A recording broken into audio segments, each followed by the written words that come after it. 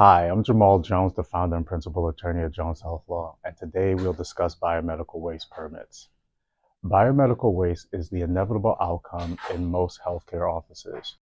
Professionals in the healthcare field need to keep up-to-date information on the regulations for handling any type of biomedical or hazardous chemical waste that is a result of services provided. While the most obvious concerns are those of public safety and possible health risks, if not stored or disposed of properly, this waste can also result in thousands of dollars in fines. There are many types of healthcare waste to consider: biohazard, chemical, pathological, chemotherapy waste, etc. The waste produced by each office will determine the proper treatment and disposal.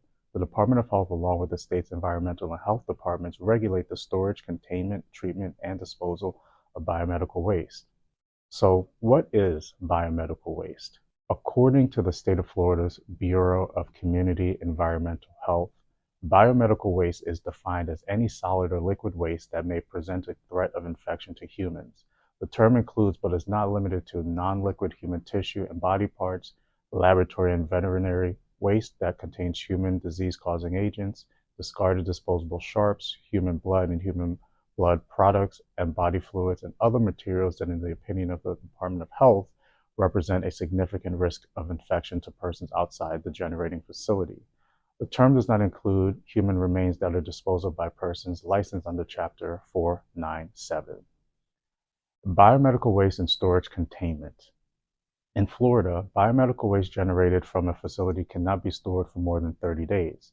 The period of allowable storage begins from the moment a non-sharp article of biomedical waste is thrown into a red bag or a sharps container, or when a sharps container is sealed. All containers, bags, or packages of waste must be clearly identifiable with the International Biomedical Waste symbol. All contained waste must remain sealed until treatment occurs. If a container should be ruptured, the original package must be placed into a new container without disrupting the original packaging. Any indoor storage area for biomedical waste must have restricted access and be described in the operating plan. Outdoor storage areas must be clearly identifiable with the International Biomedical Waste symbol and have some form of security or protection against theft or vandalism. All symbols must be red, orange, or black and have a contrasting background color. All symbols must be a minimum of 6 inches in diameter. So how do we dispose of biomedical waste? Packages that are compacted should be incinerated or treated with approved treatment processes. Other treatments must be approved via written request by the Department of Health. There are various treatment options available.